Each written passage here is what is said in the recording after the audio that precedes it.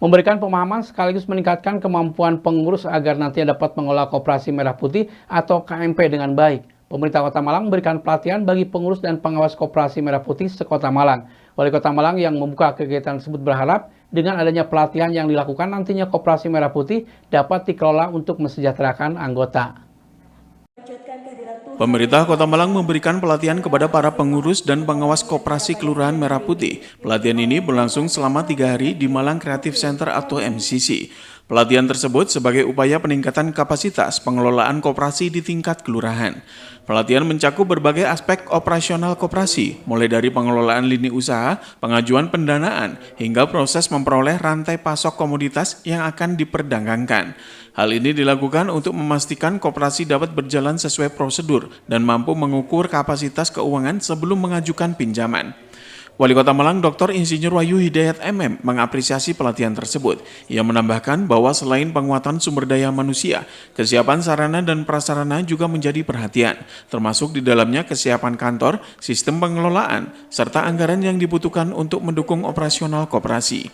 Tidak hanya pengurus, para pengawas koperasi juga turut dibekali dengan pemahaman menyeluruh terkait tata kelola bisnis. Dengan meningkatkan kapasitas ini, Wali Kota Malang berharap nantinya pengurus dan pengawas dapat bersinergi dalam menjalankan dan mengelola Koperasi Merah Putih dengan baik.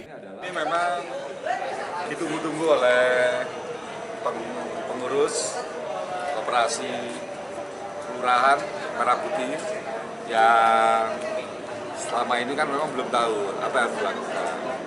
Dan alhamdulillah Skoperida melalui Dukopinda sudah menganggarkan dan selama 3 hari ini mereka akan dilatih ya dengan narasumber-narasumber yang berkompeten. Harapannya nanti setelah mereka memahami selama 3 hari ini dalam mengoperasionalkan koperasi itu bisa jalan sesuai dengan ketentuan.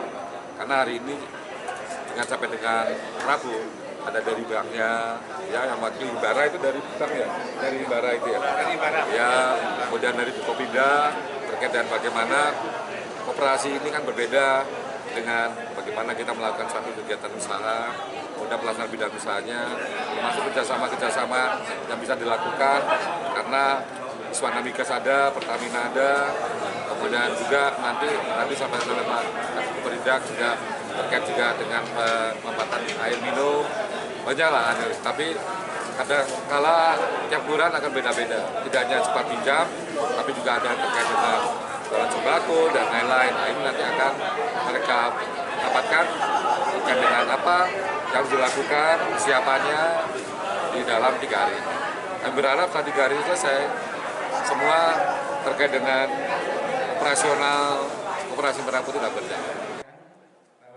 Sementara Kepala Dinas Koperasi Perindustrian dan Perdagangan Eko Sri Yuliadi mengatakan pada pelatihan ini ada 3 lini usaha yang saat ini diprioritaskan adalah gerai sembako termasuk penjualan LPG dan pengisian air minum. Hal ini disesuaikan dengan kebutuhan utama masyarakat Kota Malang. Jika berjalan optimal, unit usaha ini akan menjadi pemicu dibukanya lini usaha lain seperti apotik, unit simpan pinjam, dan klinik.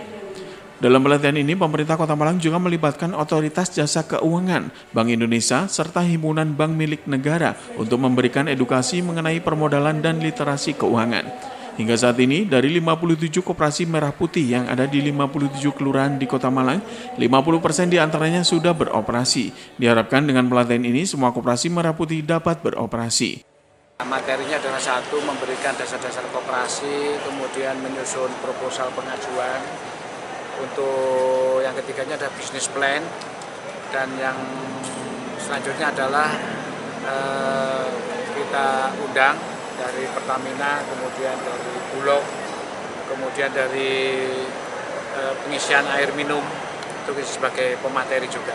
Jadi tujuannya adalah bahwa Koperasi Merah Putih yang ada di Kota Malang nanti kita tawarkan, kita berikan yaitu 3 unit usaha, yaitu sembako, kemudian LPG, pengisian gas, kemudian yang ketiga pengisian air minum yang berkualitas. Nanti BIMTEK ini adalah kita memberikan pemahaman kepada Koperasi Merah Putih, pengurus dan pengawas untuk melakukan kerjasama dengan pihak ketiga yang nanti akan didampingi oleh notaris. Makanya satu koperasi, satu notaris. Simon Alfredo melaporkan.